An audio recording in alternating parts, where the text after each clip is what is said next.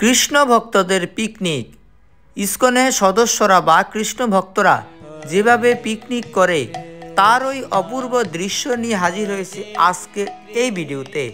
সুপ্রিয় ভক্তবৃন্দ, আপনাদের সবাইকে অপূর্ব একটি ভিডিওতে সুস্বাগতম জানাচ্ছি আমি সুখতা বলাই দাস। প্রায় 1000-এরও অধিক ভক্তবৃন্দকে নিয়ে পারমার্থিক নৌ ভ্রমণ অনুষ্ঠিত হয় 9 ফেব্রুয়ারি রোজ শুক্রবার। প্রতিবারের মতো এবারও আন্তর্জাতিক কৃষ্ণ ভাবনামৃত সংঘ ইসকনের অন্যতম একটি শাখা জাগ্রত ছাত্র সমাজ, সেই জাগ্রত ছাত্র সমাজের নেতৃত্বে এই পারমার্থিক নৌ ভ্রমণটি অনুষ্ঠিত হয়।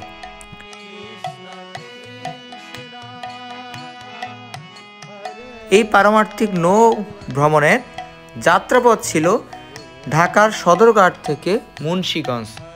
তো চলুন আমরা ভিডিওটি দেখতে থাকি। নৌ ভ্রমণে অংশগ্রহণ করার জন্য আমি প্রথমেই ভোর 4:30 মন্দিরে চলে যাই ভগবানের অপাকৃত মঙ্গলারতি দর্শন করার জন্য।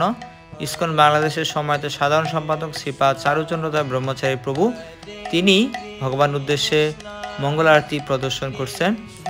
এরপরেই হয় তুলসী পরিক্রমা এবং তুলসী আরতি। সকল ভক্তবৃন্দ অত্যন্ত ভক্তি এবং শ্রদ্ধা সহকারে তুলসী আরতিতে অংশগ্রহণ করলেন।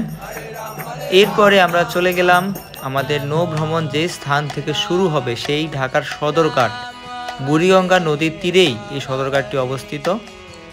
সকাল 6টায় এই নৌ ভ্রমণের যাত্রা শুরু হওয়ার কথা থাকলেও শীতকালীন সময় হওয়ার কারণে ভক্তবৃন্দগণ বিলম্ব করে এই স্থানে আগমন করেন, যার ফলে সকাল 9টায় এই যাত্রাটি শুরু হয়। আমরা বাহিরের দৃশ্য দর্শন করলাম, এখন ভিতরে চলে যাব। দেখতে পাচ্ছেন যে লঞ্চটির চারদিকে বেলুন দিয়ে কি অপূর্বভাবে সজ্জিত করা হয়েছে।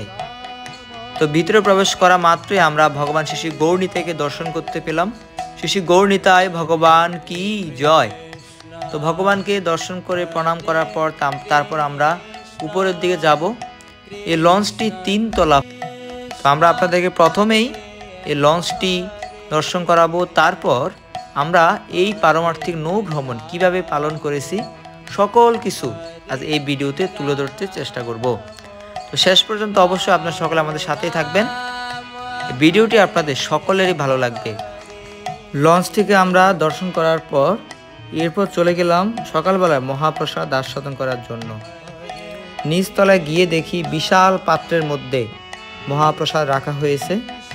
সে সুস্বাদু মহাপ্রসাদ এই নৌ ভ্রমণে আগত সকল ভক্তবৃন্দের মাঝে সকালবেলায় বিতরণ করা হয়েছে। তারপর আমরা লঞ্চের উপরের দিকে যাত্রা করি। দেখতে পাচ্ছেন লঞ্চের উপরের অংশটুকুও অনেক বেলুন দিয়ে এবং বিভিন্ন রকমের জোন তৈরি করা হয়েছে। সেলফি জোন, ফটোশ্যুট জোন, পরিবার সহ ছবি ওঠানোর জন্য জোন।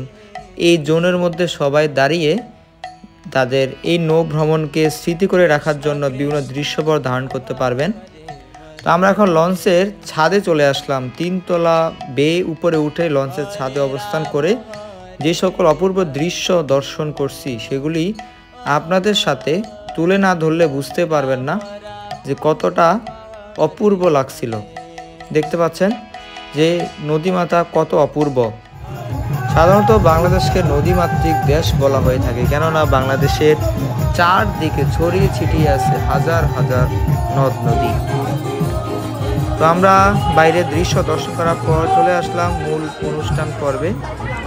এসে দেখলাম এখানে শ্রী শ্রীমৎ ভক্তি অদ্বৈত নবদ্বীপ মহারাজ তিনি হচ্ছেন কীর্তন করছেন, আর ভক্তরা সকলেই কীর্তন শ্রবণ করছেন, কেউ নৃত্য করছেন।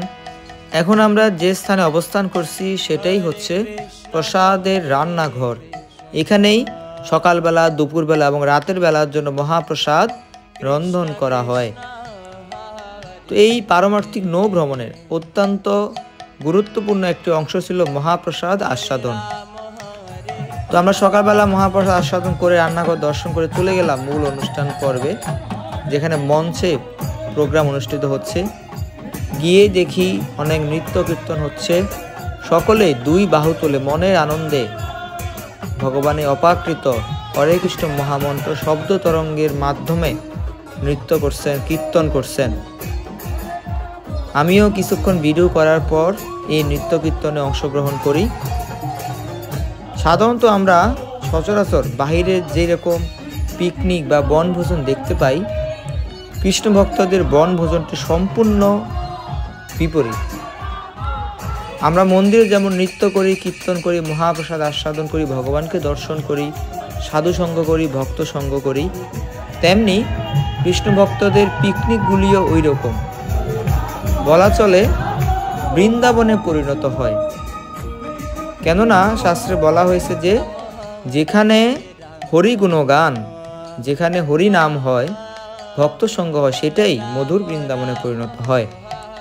নৃত্য কীর্তন করার পর আমরা চলে এলাম যেখানে ফাস্টফুড মহাপ্রসাদ পরিবেশন করা হচ্ছে সেই স্থানে। এখানে আপনারা বৈদিক চা, তারপর ফুচকা, ঝালমুড়ি, ছোলা বুট, বিভিন্ন রকমের মুখরোচক প্রসাদের ব্যবস্থা রাখা হয়েছে। তা আমি হচ্ছে এক কাপের মধ্যে বৈদিক চা নিই, হার্বাল টিও বলে অনেকে এটাকে। মায়াপুর ধামে যারা যান তারা অনেকেই এই হার্বাল টি গ্রহণ করার সুযোগ পান। নদীমাতা দর্শন, অন্যদিকে হার্বাল টি। দেখতে পাচ্ছেন অনেক ভক্তবৃন্দ বিভিন্ন রকমের এই মহাপ্রসাদগুলি আস্বাদন করছেন। তারপর চলে এলাম মঞ্চে আরও একটি বিশেষ অনুষ্ঠান দর্শন করার জন্য। প্রতিটি হাঁড়িতে লাড্ডু রাখা হয়েছে। কে কতটা লাড্ডু আহার করতে পারে, গ্রহণ করতে পারে, সেই প্রতিযোগিতা চলছিল।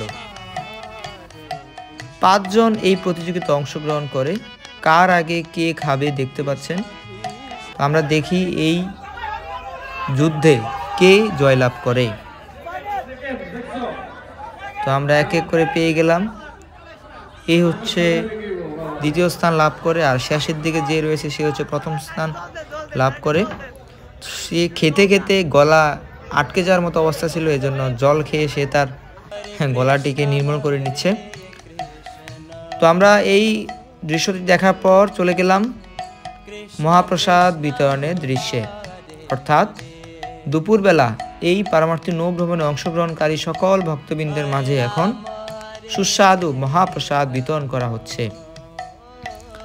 পুষ্পান্ন, বেগুনি, পনির সবজি, ডাল, পায়েস, তাছাড়াও আরও একটি সবজি ছিল। সব মিলিয়ে এই মহাপ্রসাদ আমার অত্যন্ত ভালো লেগেছিল। শারীরিকভাবে আমি একটু অসুস্থ ছিলাম ওই দিন সকাল থেকেই, তবুও এই উৎসবে অংশগ্রহণ করার জন্য প্রয়াস করি, আর এই উৎসবে অংশগ্রহণ করে অত্যন্ত আনন্দিত হই। দেখতে পাচ্ছেন ভক্তবৃন্দরা লঞ্চের মেঝে বসে, কেউ বা হচ্ছে লঞ্চের কার্নিশে বসে, ছাদে বসে, যে যেভাবে পারছে সেখানে বসেই ভগবানের অবাকৃত মহাপ্রসাদ আস্বাদন করছেন। মাঝপথে বিভিন্ন স্থান থেকে আমাদের এই পারমার্থিক নৌভ্রমণে আরও অনেকে অংশগ্রহণ করে। তো বলতে বলতে আমরা চলে এলাম আমাদের গন্তব্য স্থান মুন্সিগঞ্জের চর কিশোরগঞ্জ। দেখতে পাচ্ছেন এটি হচ্ছে আমাদের লঞ্চ। তো লঞ্চ থেকে আমরা ভগবান গৌরনী থেকে সহ নেমে আসলাম। এখন আমরা যেখানে মঞ্চ প্রস্তুত করা হয়েছে এবং যে স্থানে অনুষ্ঠানগুলি হবে বাকি, সেই অনুষ্ঠানের স্থানের উদ্দেশ্যে আমরা এখন যাত্রা শুরু করব। দেখতে পাচ্ছেন ভক্তবৃন্দরা ভগবানকে নিয়ে দিব্য আনন্দে মেতে আছেন। নদীমাত্রার পাশে অবস্থান করাটাই অত্যন্ত বিশেষ আমাদের সকলের জন্য। আর আমাদের সহিত যদি ভগবানের বিগ্রহ থাকেন, সেই সাথে নদীমাত্রার অপাকৃত সৌন্দর্য থাকে, তাহলে তো কোনো কিছু বলার অপেক্ষাই রাখে না যে আমরা কতটা আনন্দে মুখরিত থাকি। তো এই হচ্ছে মঞ্চ, এখানে বিভিন্ন মঞ্চ প্রোগ্রাম অনুষ্ঠিত হবে, আর অন্যদিকে বিভিন্ন রকম খেলা অনুষ্ঠিত হচ্ছে। আপনারা দেখতে পাচ্ছেন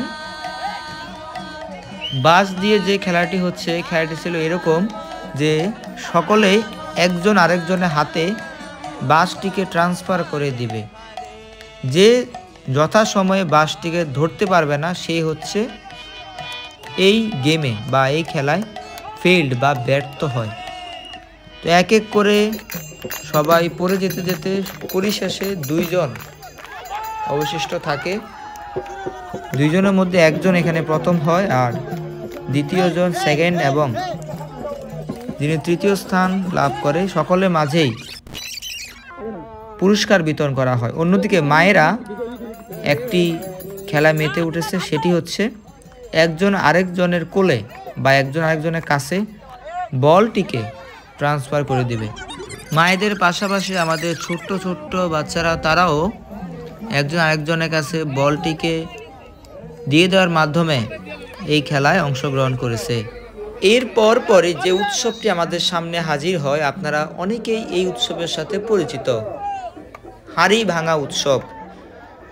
চোখ বেঁধে দেওয়া হয় এবং তিনি আন্দাজ করে গিয়ে তার সামনে রাখা হাড়ির উপর বাঁশ নিক্ষেপ করে হাড়িটিকে ভাঙবেন। এক এক করে অনেকেই এই হাড়ি ভাঙা খেলায় অংশগ্রহণ করে। প্রত্যেককেই চোখ বেঁধে দেওয়া হচ্ছে এবং প্রত্যেকেই চেষ্টা করছে তাদের লক্ষ্যকে পূরণ করার জন্য। তো বেশিরভাগ মায়েরাই এই হাড়ি ভাঙা উৎসবে জয়লাভ করতে পারেনি। প্রায় 30 জন উপরে অংশগ্রহণ করে, হাতে গোনা মাত্র 3 বা 4 জন হাড়ি ভাঙতে সমর্থ হয়। আপনাদেরকে চারপাশটা দর্শন করা, চারদিকে এক এক করে বিভিন্ন স্থানে বিভিন্ন রকমের খেলা অনুষ্ঠিত হচ্ছে। এখন দেখা যাচ্ছে দৌড় প্রতিযোগিতা, 100 মিটার দৌড়, কার আগে কে গিয়ে লক্ষ্যে গিয়ে পৌঁছতে পারবে।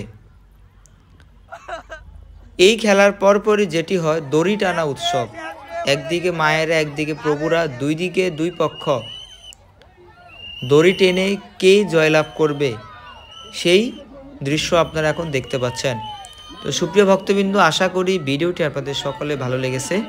তো আপনারা ভিডিওতে দেখতে পেলেন, ভিডিওতে নৃত্য কীর্তন হলো, ভগবানের দর্শন হলো, ভগবানের মহাপ্রসাদ আস্বাদন হলো। সব মিলিয়ে ভক্তরা পিকনিকের মধ্যেও সর্বক্ষণ ভগবানের চিন্তায় ভাবিত হয়ে থাকেন।